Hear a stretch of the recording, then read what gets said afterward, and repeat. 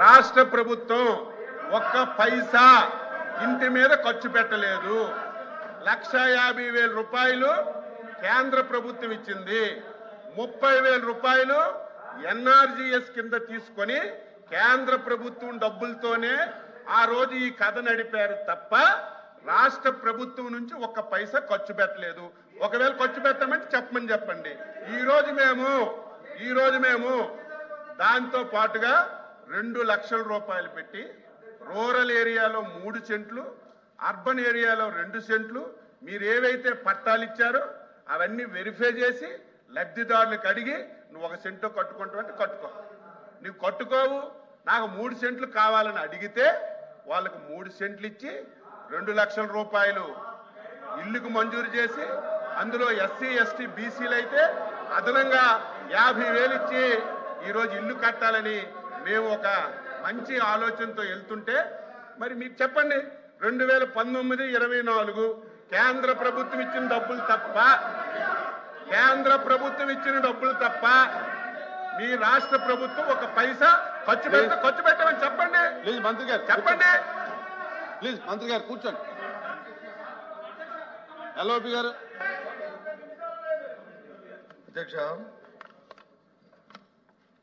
Minister గారు, agriculture minister గారు మాట్లాడినప్పుడు 14-19లో ఎవరైతే కట్టుకున్న లబ్ధిదారులు ఉన్నారో వాళ్ళు 19-24లో వాళ్ళకి వచ్చి ఒక బిల్లు కూడా ఇవ్వలేదనే విషయాన్ని సజ్జోర్ విషయాన్ని చెప్పారు అధ్యక్ష. అది రికార్డులో కూడా ఉంది. అది వాస్తవం కాదు అధ్యక్ష. ఎవరైతే 14-19లో ప్రభుత్వంతో ఎవరైతే శాంక్షన్ చేసి అర్హులైన లబ్ధిదారులు ఉన్నారో వాళ్ళందరికీ ఇచ్చారు అధ్యక్ష. ఎవరైతే కాకుండా అర్హత లేని వాళ్ళు ఎవరైతే కట్టుకొని మాకు బిల్లు ఇవ్వాలని అక్రమంగా ఇవ్వాలని చెప్పని ఎవరైతే అడిగారో వాళ్ళకి మాత్రమే ప్రభుత్వం ఆపింది అధ్యక్ష. ఇది వాస్తవం. ఆయనకి మనసాక్షిగా తెలుసు, మాకు తెలుసు అధ్యక్ష.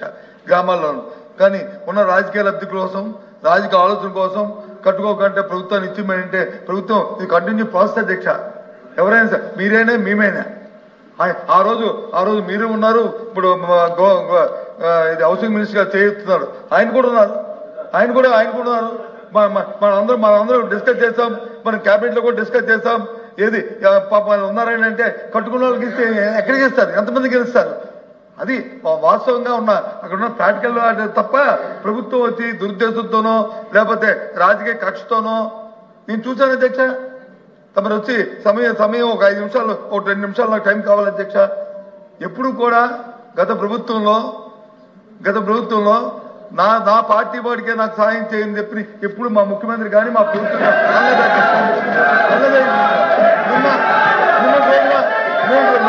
సాక్షాత్తు రాజ్యాంగ పదవి ముఖ్యమంత్రి గారు మాటలు తీసుకుంటే సిగ్గుపడాలి అధ్యక్ష. సిగ్గుపడాలి, ఈ వ్యవస్థ సిగ్గుపడాలి అధ్యక్ష. లబ్ధిదారుడికి వచ్చి పార్టీ అంట కడతారు అధ్యక్ష. ఎవరైతే అర్హులున్నారో అర్హులైన వారికి వచ్చి ప్రతి కార్యక్రమం అందించి ఏర్పాటుని చూడవలసిన బాధ్యత రాజ్యాంగబద్ధంగా ప్రమాణ స్వీకారం చేయవచ్చాం. రాగద్వేషాలకు అతీతంగా, పార్టీలకు అతీతంగా మేము వచ్చి కార్యక్రమం చేస్తాం వచ్చిన వ్యక్తులు ఇవాళ వచ్చి సభలో వచ్చి మన ప్రైవేట్ తాలూకా పార్టీ మీటింగ్ లో వచ్చి ఎవరికి చేద్దాం వైరల్ అవుతుంటే దాని మీద వివరణ ఇవ్వాల్సిన ముఖ్యమంత్రి కార్యాలయం వివరణ ఇవ్వాల్సిన అవసరం లేదా అధ్యక్ష? ఆ మంత్రి గారిని రిక్వెస్ట్ చేస్తాను, ఇప్పుడైనా సరే చెప్పండి. ఈ లబ్ధిదారు దగ్గర రాజకీయాలు ఉండకూడదని చెప్పండి. ఎప్పుడే కార్యక్రమం చేయాలి అధ్యక్ష?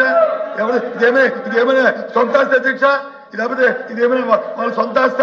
ప్రతిగత పనులతో మనం ప్రభుత్వం నడుపుతున్నాం, ప్రభుత్వాలుగా ప్రభుత్వం సంపత్తులు నడుపుతున్నాం.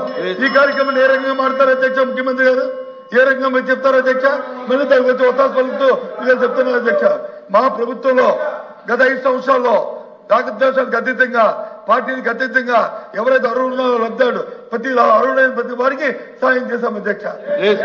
అంతే తప్ప ఆలోచించుకొని మీ ముఖ్యమంత్రి చెప్పండి, ఆ విషయాలు మాట్లాడద్దు, అది ప్రజలు వచ్చి ఏమనుకుంటారు అని చెప్పండి. అది చాలా తప్పు అధ్యక్ష.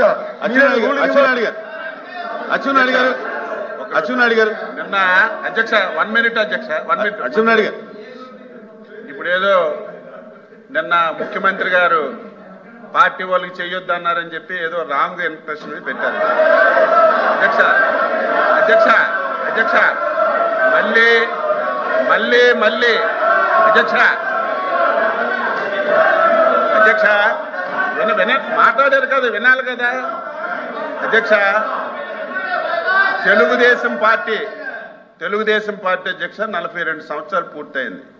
ఈ పార్టీ వినండి, మీరు చెప్పింది వినండి, తర్వాత మీరు మాట్లాడండి. ఈ పార్టీ ఎన్నికల వరకే రాజకీయాలు, ఎన్నికల తరువాత పేదవాడి అభివృద్ధి, రాష్ట్ర అభివృద్ధి ధ్యేయంగా పనిచేస్తున్నాం. మీరు కూడా లాస్ట్ 5 ఇయర్స్ అధ్యక్ష ఏం చేశారు ఒకసారి సీనియర్ మంత్రిగా బొత్స సత్యబాబు గారు ఒకసారి తెలుసుకోవాలి. మేము కట్టినీళ్ళకి రంగులు వేసుకున్నారు, బిల్డింగ్లకు రంగులు వేసుకున్నారు, అన్ని ఎవరు పార్టీ తరఫున పనిచేశారో ఒకసారి గుర్తు చేసుకోవాలి. మళ్ళీ చెప్తున్నాం ఈ ప్రభుత్వానికి శాసన మండలి ద్వారా మీ ద్వారా ప్రజలకు తెలియజేస్తున్నాం. ఈ పార్టీకి, ఈ ఎన్డీఏ ప్రభుత్వానికి రంగు లేదు, రుచి లేదు, వాసన లేదు, ధనవంతులు లేడు. ఈ పార్టీకి, ఈ ప్రభుత్వానికి క్రైటీరియా అధ్యక్ష, క్రైటీరియా పేదవాడే క్రైటీరియా, పేదరికమే క్రైటీరియా. రాజకీయ పార్టీలతో సంబంధం లేదు, కులాలతో సంబంధం లేదు, మతాలతో సంబంధం లేదు. అర్హత కలిగిన ప్రతి ఒక్కరికి అన్ని పథకాలు ఇస్తాం. మీరు కూడా అర్హత కలిగిన వారికి ఏవైనా పథకాలు అందకపోతే ప్రభుత్వం దృష్టికి తండి చేస్తాం తప్ప ఏదో చంద్రబాబు నాయుడు గారు మాట. గత 5 సంవత్సరాలు ఓచ కోత ఈ రాష్ట్రంలో జరిగింది. ఎవరికైనా మాట్లాడే స్వేచ్ఛ ఉందా? నవ్వే స్వేచ్ఛ ఉందా? తిరిగే స్వేచ్ఛ ఉందా? ఈ ప్రభుత్వం చేసిన తప్పులు ప్రశ్నించే స్వేచ్ఛ ఉందా? ఈ రోజు మీకు ప్రజాస్వామ్య పాలన వచ్చింది. మీరు అధికారం వచ్చిన 6 రోజుల నుంచి 7 రోజుల నుంచి ప్రజల్లోకి వెళ్తున్నారంటే దట్ ఈజ్ ప్రజాస్వామ్య ప్రభుత్వం ఇది.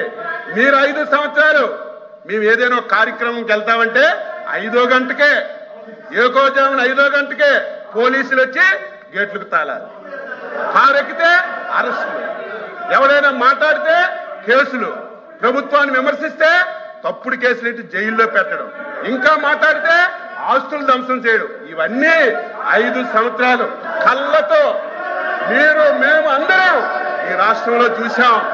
మేము ఈరోజు స్వేచ్ఛగా మీరు వెళ్ళండి, ప్రజాస్వామ్యబద్ధంగా మీ పరిపాలన మేము చేస్తున్నామని మీకు స్వేచ్ఛనిచ్చి మాట్లాడిస్తున్నటువంటి ముఖ్యమంత్రి అధ్యక్ష చంద్రబాబు నాయుడు గారు. ఈరోజు మళ్ళీ చెప్తున్నాం, ఈ ప్రభుత్వానికి, ఎన్డీఏ ప్రభుత్వానికి పేదరికమే క్రైటీరియా. ఎవడు పేదవాడున్నా, ఏ పార్టీ ఉన్నా తప్పనిసరిగా ప్రభుత్వం నుంచి అన్ని విధాల సహాయం అందిస్తామని మళ్ళీ ఈ సభ ద్వారా రాష్ట్ర ప్రజలకు తెలియజేస్తున్నాను. మాధవ్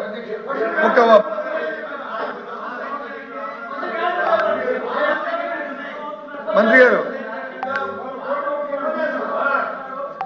అధ్యక్ష అచ్చెన్నాయుడు గారు, మంత్రి గారు కుదురుగా ఉపన్యాసం ఇచ్చారు. ఓకే, ఇప్పుడు వారు చెప్పిన మాటలు ఇది వీరి మాటల లేకపోతే పార్టీ తరఫున ముఖ్యమంత్రి గారి తరఫున వారు మాట్లాడా చెప్పనండి. నిన్న చెప్పిందంతా ముఖ్యమంత్రి వచ్చింది, టీవీలో వచ్చింది, లేకపోతే సోషల్ మీడియా, అది అబద్ధమైతే ఇట్స్ ఫైన్, మాకే అభ్యంతరలే. అది కాదు, వాస్తవం కాదని ఆయన నోటి చెప్తున్నారు. దాన్ని కట్టుబడి ఉంటే ఓకే, అది చెప్పనండి. మేము అడిగింది నేను చెప్పింది అచ్చెన్నాయుడుగా కాదు, లేకపోతే తెలుగుదేశం పార్టీది కాదు, ఎన్డీఏ ప్రభుత్వం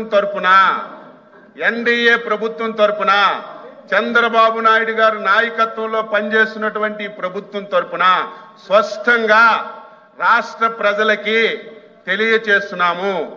ఈ ప్రభుత్వానికి క్రైటీరియా పేదరికమే క్రైటీరియా. ఎవడు పేదవాడున్నా, ఎవడు అర్హత కలిగిన వాళ్ళున్నా, ఆ పథకానికి ఎవరు అర్హత ఉన్నా వాళ్ళకి ఇచ్చే బాధ్యత తీసుకుంటున్నాం, అమలు చేశాం, అమలు చేస్తున్నాం తప్ప మీలాగా మళ్ళీ మీరే కలుపుతున్నారు.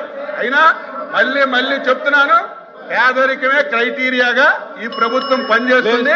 నేను ప్రభుత్వం పక్షాన్ని తెలియజేస్తున్నాను. కూర్చోండి ప్లీజ్. అలాబి గారు కూర్చోండి.